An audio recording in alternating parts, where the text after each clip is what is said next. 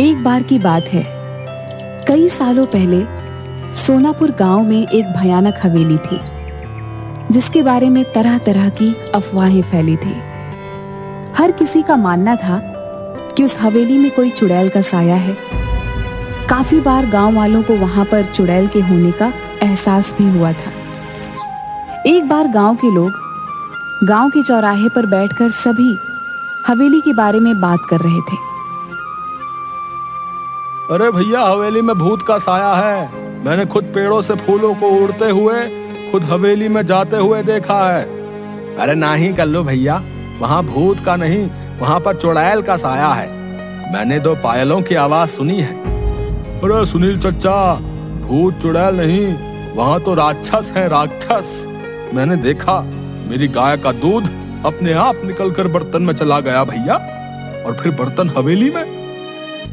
बात तो सही है, मैंने भी हंसने की बहुत सी आवाजें सुनी हैं। जमींदार साहब, आपको हवेली और गांव के बीच में मजबूत दीवार बना देनी चाहिए। कम से कम ये भूत हमारे बच्चों को तो नुकसान नहीं पहुंचाएंगे। न जाने हवेली में भूत है कि चुड़ैल, लेकिन एक बार जब मेरे पति लकड़ियां काट रहे थे तो उनकी कुल्हाड़ी नीचे गिर गई। अचानक कुल्हाड़ी न जाने कैसे उड़ते हुए वापस उनके हाथ में आ गई। मेरी तो डर के मारे जान ही निकल गई थी। हाँ बिटिया, सच कहती हो, वहाँ कोई है जिसने हमारी सहायता की। मेरी पोती तालाब में डूब गई थी। अचानक तेज हवा चली और मेरी बेटी तालाब से उड़ती हुई बाहर आ गई। देखो भाइयों, मेरा बेटा अमेरिका से वापस आ रहा है। कुछ दिनों के बाद वो वापस चला जाएगा। उसे इन सब घटनाओं के बारे में खबर नहीं होनी चाहिए। उसके जाने के बाद मैं ये दीवार पक्की करवा दूंगा। गांव के ही किसान का बेटा भीखू खाद लेने शहर जा रहा था। रास्ता हवेली के सामने से ही गुजरता। जब वह हवेली के आगे से डरता हुआ पहुंचा तो उसने देखा एक सुंदर सी लड़की उसके सामने आकर खड़ी हो गई। तुम कौन हो और यहाँ क्या कर रही हो? तुम्हें नहीं पता ये हवेली भूतिया है, यहाँ रहना खतरे से खाली नहीं। मेरा नाम किरण है, मैं तो यहीं रहती हूँ। हम यहाँ आते जाते हैं, भूत तो नहीं देखा हमने कभी। अच्छा, पर ये तो भूतिया हवेली है और लोग कहते हैं यहाँ भयंकर चुड़ैलें रहती हैं। ये सब सुनकर भीखू मन ही मन डरने लगा। उसके दिमाग में यही चल रहा था कि जो कुछ भी आज तक उसने सुना वो सच है या झूठ। तभी किरण बोली, तुम्हें पता है मैं हवेली में ही रहती हूँ। अब ये क्या कह रही हो? पूरा गांव जानता है कि इस हवेली में भूत चुड़ैल रहती है। तुम चुड़ैल भूत जैसी चीजों पर विश्वास रखते हो? मैं फालतू में ही इतना सोच रहा हूँ। ये लड़की होकर भी नहीं डर रही। ये भूत चुड़ैल मन का वहम है, ये सच्चाई थोड़ी ना है। आओ, तुम्हें मैं अपने बाकी लोगों से मिलवाती हूँ, इससे तुम्हारा डर हमेशा के लिए खत्म हो जाएगा। भीखू किरण के पीछे पीछे चलने लगा कि अचानक उसे जोर का धक्का लगा और वह हवेली की पहाड़ी से नीचे गिर गया। गांव वाले तुरंत दौड़ते हुए भीखू के पास आए और पूछने लगे क्या हुआ। तभी भीखू के मुंह से बस ये शब्द निकले, हवेली, लड़की, किरण, हवेली।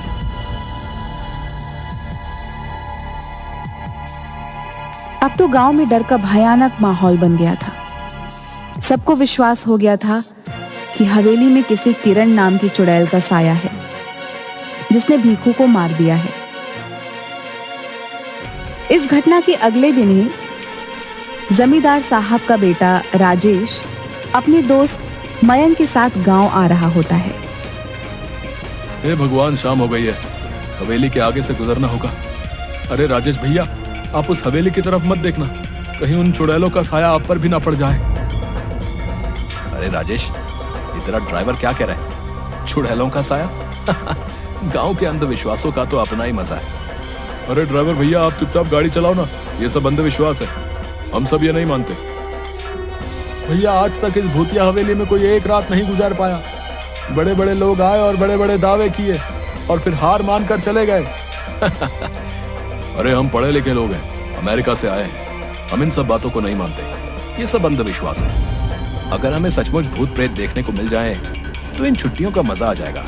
क्यों राजेश? क्या हुआ बिरजू? अरे ये गाड़ी के आगे इतने सारे फूल कैसे पड़े?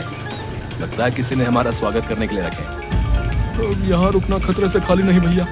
मैंने अभी अभी किसी को यहाँ से जाते हुए देखा है। ये सब हवेली की चुड़ैलों का काम है। अरे तुम गांव वाले भी कमाल हो, हैं? खुद ही सब कुछ करके शर्मिंदा हो जाते हो। मैं सब जानता हूँ। गांव वालों ने ये फूल बिछाए होंगे, लेकिन अब अपना नाम बताना नहीं चाहते। राजेश भैया, मैं झूठ नहीं बोल रहा। जब आप हवेली में एक रात बिता लेंगे तो आपकी सोच भी बदल जाएगी। यार बिरजू, तुम पहले घर पहुंचाओ, बाद में देखेंगे।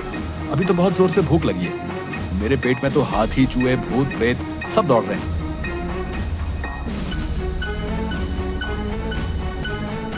कुछ ही देर में दोनों दोस्त घर पहुंच जाते हैं और आराम से सो जाते हैं।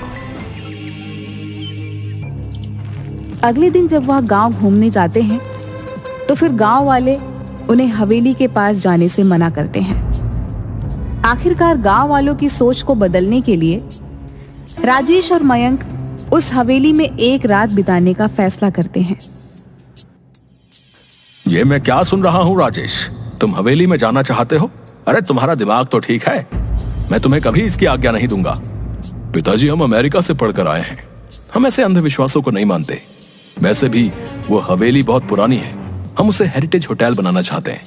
करोड़ों की प्रॉपर्टी है। अरे चाचा जी, हो सकता है इस हवेली में कुछ लोगों ने कब्जा करने के लिए इस तरह की अफवाहें उड़ाई हों। हम हमेशा के लिए इन सब का समाधान कर देंगे। ठीक है, अगर तुम लोग नहीं मानते तो जाओ, लेकिन अपने साथ 2 गार्ड, बंदूक और सुरक्षा का सारा सामान साथ ले जाओ।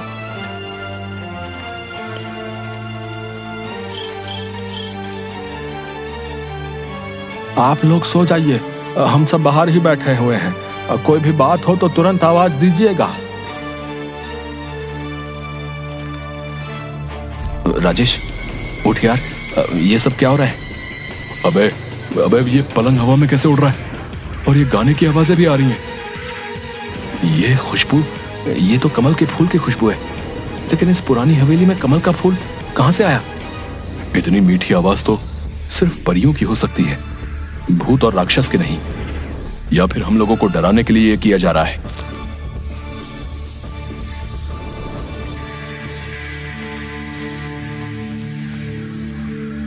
क्या तुमने वही देखा जो मैं देख रहा हूं? हाँ यार, ये तो सचमुच भूतिया है। नहीं, हम यूं विश्वास नहीं कर सकते। मुझे तो लगता है कि ये कोई ऐसा बंदा है जिसे इस टाइप के हॉरर इफेक्ट के बारे में बहुत कुछ पता है। चलो हवेली की लाइब्रेरी में चलते हैं, कुछ तो मिलेगा।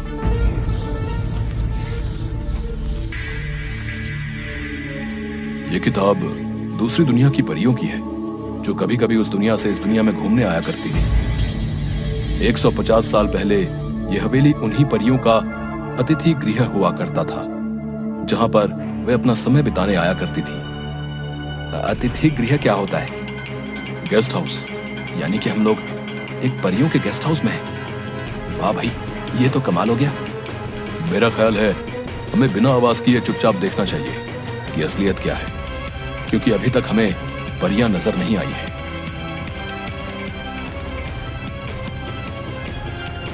इसके बाद वो परियों का इंतजार करने लगते हैं।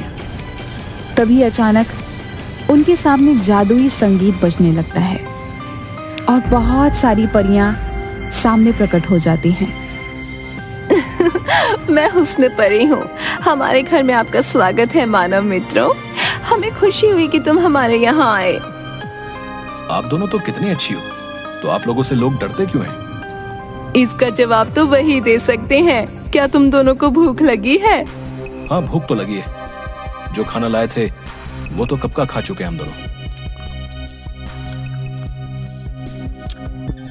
क्या तुम हमारी मदद करोगे इस हवेली की सफाई करने में? हाँ, क्यों नहीं। आवाज सुन जब गार्ड धीरज और मुन्ना अंदर आता है तो उसे मयंक और राजेश उड़ते हुए दिखाई देते हैं, पर परियां नहीं दिखाई देती। वो डर कर उन्हें छोड़कर वहां से भाग जाते हैं और जमींदार के पास पहुंचते हैं। जमींदार साहब, गजब हो गया। लगता है राजेश भैया और उनके दोस्त को भूतों ने अपने कब्जे में कर लिया। वो दोनों हवा में उड़ रहे थे। हे भगवान, अब क्या होगा? मेरे बच्चों को प्रेतों ने अपने कब्जे में लिया है। भूतों ने नहीं, चुड़ैल ने किया है। क्योंकि वहां से लड़कियों की आवाजें आ रही थी, वो गाना भी गा रही थी, हमने पायलों की आवाज भी सुनी। सभी गांव वाले बुरी तरीके से डर जाते हैं। मयंक और राजेश अगले दिन जैसे ही सूरज उगता है, उन दोनों परियों को अलविदा कहते हैं।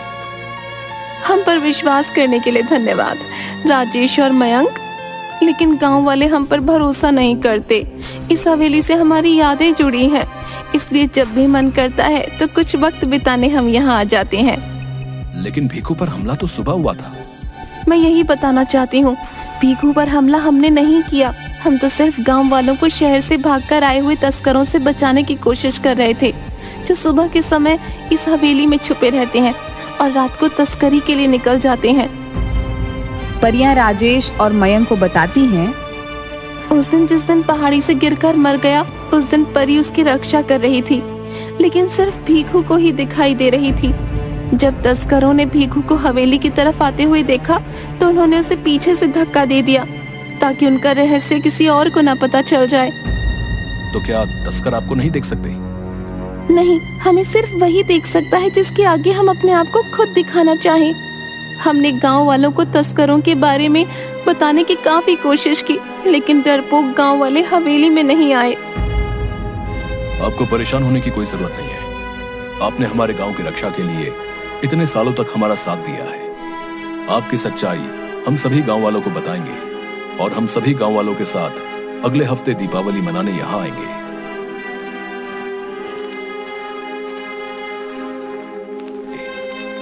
राजेश और मयंक सारी कहानी सबको बताते हैं। पुलिस को तस्करों की सूचना दे दी जाती है। पुलिस छापेमारी करती है और सभी तस्करों को गिरफ्तार कर लेती है। अरे आज तुम सब लोग हत्या चढ़े हो, अब देखो इंस्पेक्टर टोंडे तुम लोगों के साथ क्या करता है। सबके नाक में दम करके रखा था। थानेदार साहब धन्यवाद वक्त से आने के लिए। आप इन सबको कड़ी से कड़ी सजा दिलवाइएगा। इन्होंने भीखू की हत्या भी की है। अरे ले चलो रे इन सबको गाड़ी में भर के। आप सब गांव वालों को अब इस हवेली से डरने की कोई जरूरत ना है। कुछ ना होते ये भूत प्रेत। समझदार बनो तुम सब राजेश और मयंक की तरह। गांव वालों को राजेश की बात पर भरोसा होने लगता है। दिवाली के दिन सभी गांव वाले हवेली की तरफ चल देते हैं। परियों ने पूरी हवेली को दीपों से सजाया होता है। हवा में आतिशबाजी होने लगती है। परियां सबके सामने प्रकट हो जाती हैं। परियों को देखकर सभी बहुत खुश होते हैं और उनके साथ मिलकर दिवाली मनाते हैं। इसके बाद सभी हंसी खुशी से गांव में रहने लगते हैं।